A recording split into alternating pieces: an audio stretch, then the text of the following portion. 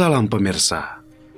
Dalam situasi terdesak, Putin mengirim senjata pemusnah, yakni kapal selam bertenaga nuklir terpanjang yang dalam pelayarannya tiba-tiba menghilang di perairan Samudra Arktik dan mengklaim punya torpedo Poseidon yang begitu diluncurkan mampu menghancurkan Amerika Serikat. Apakah Elon Musk ingin berpindah pijakan? Mengapa ia mengusulkan proposal perdamaian lewat referendum yang melibatkan jutaan orang? Bahkan Zelensky pun sampai bernada menantang. Mantan komandan militer Amerika Serikat mengatakan bahwa Angkatan Udara memiliki kekuatan untuk menghancurkan tentara Rusia dalam beberapa hari. Wilayah di negara bagian Kherson seluas 40 km persegi berhasil dikuasai kembali oleh pasukan Ukraina hanya dalam 1 hari. Ribuan tentara Rusia dipukul mundur sampai mendekati perbatasan.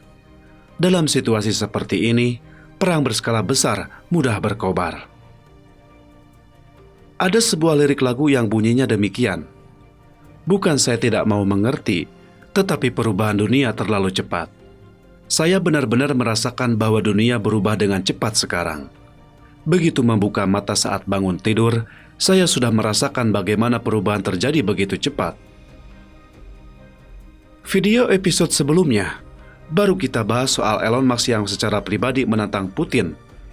Ia yang belum lama ini menghabiskan 80 juta US dollar untuk menyediakan antena satelit Starlink untuk mendukung Ukraina, sekarang malahan tampaknya Musk ingin beralih pijakan membantu Putin. Oleh sebab itu masyarakat Ukraina jadi marah. Bahkan Zelensky pun sampai ikut berbicara dengan nada menantang. Elon Musk mengusulkan proposal perdamaian lewat referendum. Elon Musk yang sebelumnya menaruh lebih banyak perhatian terhadap peluncuran roket teknologi robot. Tanpa disangka, ia menerbitkan 6 postingan pada tanggal 3 Oktober yang semuanya terkait dengan perang Rusia-Ukraina.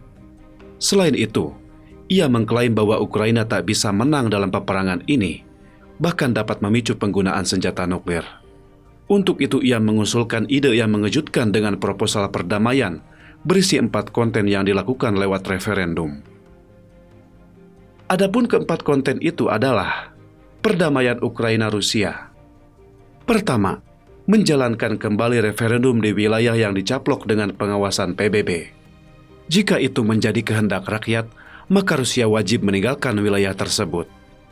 Kedua, mengakui bahwa Crimea secara resmi adalah bagian dari wilayah Rusia sejak tahun 1783 sampai kesalahan yang dibuat Presiden Khrushchev. Ketiga, menjamin pasokan air untuk Crimea. Keempat, Ukraina tetap berstatus netral. Sepintas tampaknya cukup adil, seakan-akan masing-masing pihak perlu sama-sama mundur selangkah agar ketegangan mereda. Tetapi jika diteliti lebih dalam, saya mengira bahwa Musk mungkin pikirannya sedang terganggu, hingga premis serta logikanya membingungkan. Pertama soal melaksanakan referendum. Bukankah referendum sendiri mengartikan bahwa invasi tentara Rusia dapat dibenarkan? Jika tidak, mengapa harus mengadakan referendum di wilayah yang diduduki pasukan asing? Sebaliknya, coba kita pikir, apakah dapat dibenarkan jika pasukan Ukraina yang mencaplok sebagian wilayah Rusia kemudian mengadakan referendum di bawah pengawasan Perserikatan Bangsa-Bangsa? Kedua, bahkan Amerika Serikat saja belum mengakui bahwa Crimea adalah milik Rusia. Elon Musk, sebagai warga negara Amerika Serikat, malahan menyerahkannya ke Rusia melalui sepotong kalimat. Jadi kedua poin yang tersisa tidak perlu lagi kita bahas, karena saya pikir mungkin saja Putin pun tahu malu kalau harus meminta Ukraina memasok air bersih ke Crimea yang ia caplok. Di balik proposal perdamaian ini sebenarnya ada udang di balik batu. Ada pesan yang ingin disampaikan Musk. Karena Anda tidak bisa menang, jadi menyerah saja dan tidak perlu ada hukuman untuk invasi. Jadi tidak heran bahkan Presiden Ukraina Volodymyr Zelensky sampai tampil untuk menanggapi pesan Musk dengan nada yang kurang sabar. Jajak pendapat terbuka Zelensky. Jajak pendapat Zelensky cukup sederhana, yaitu bertanya kepada semua orang, apakah Anda bersedia mendukung Elon Musk yang Ukraina atau Elon Musk yang Rusia?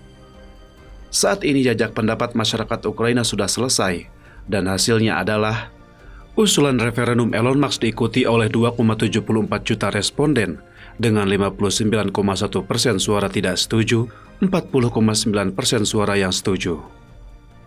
Sedangkan jejak pendapat Zelensky juga diikuti oleh 2 juta responden dengan 78,8% suara memilih mendukung Elon Musk yang Ukraina dan hanya 21,2% suara yang memilih mendukung Elon Musk yang Rusia.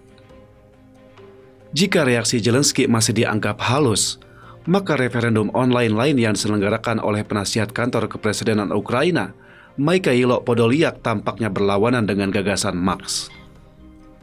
Pertama, Ukraina mendapatkan kembali wilayahnya, termasuk Crimea yang dianeksasi.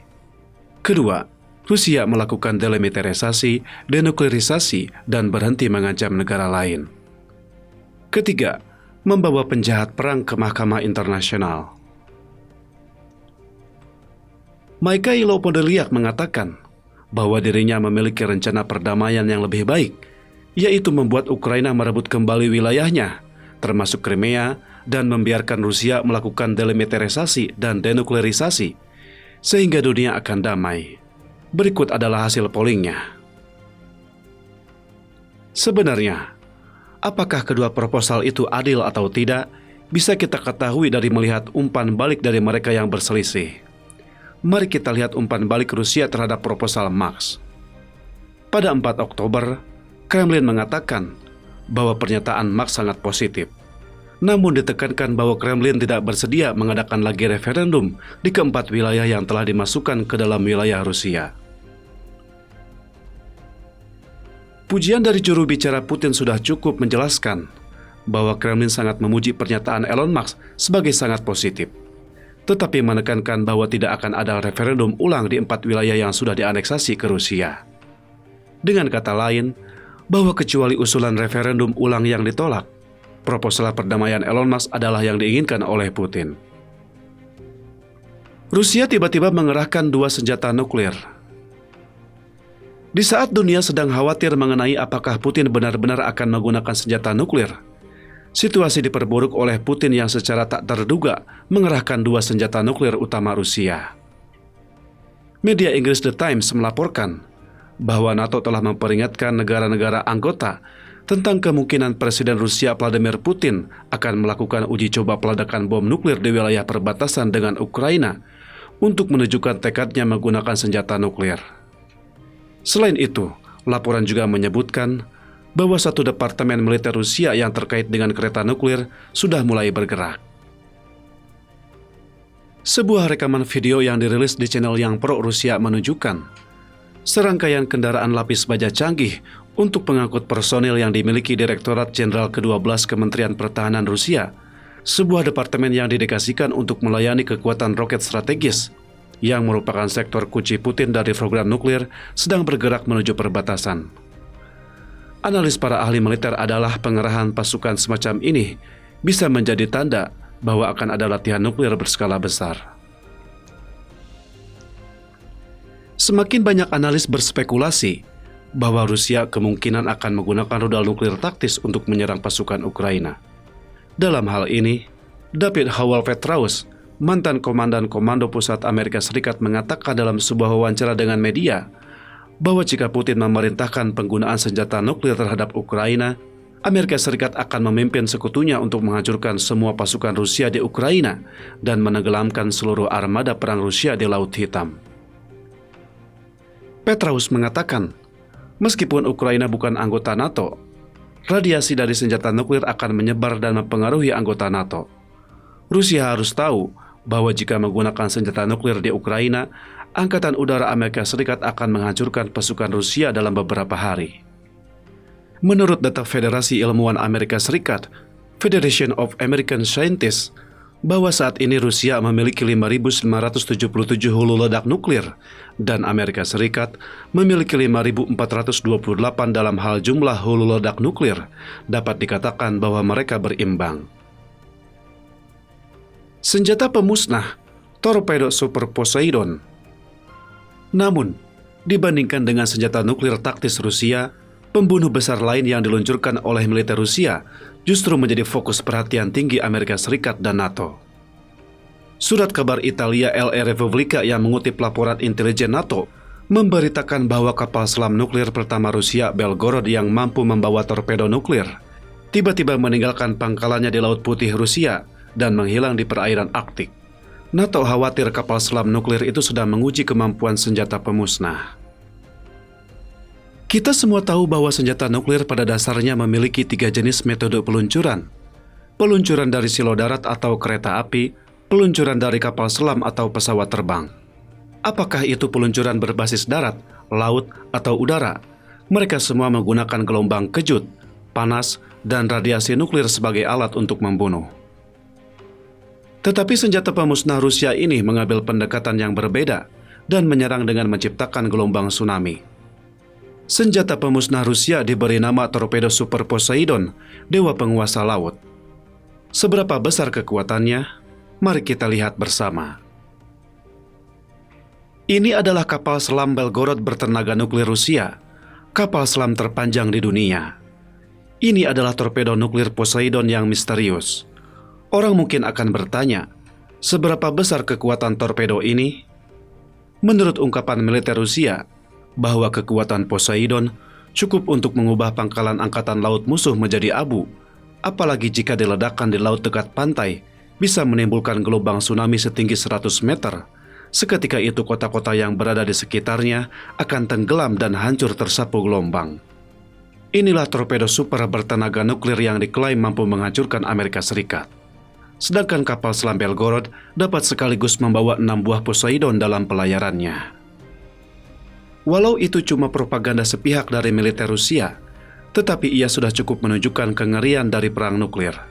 Namun, orang yang beriman tidak perlu khawatir karena mereka percaya bahwa manusia hanyalah aktor yang bermain di atas panggung besar, sedangkan perubahan masyarakat manusia ibarat drama besar di atas panggung dengan adegan yang harus sesuai dengan naskah yang dikendalikan oleh pencipta alam semesta.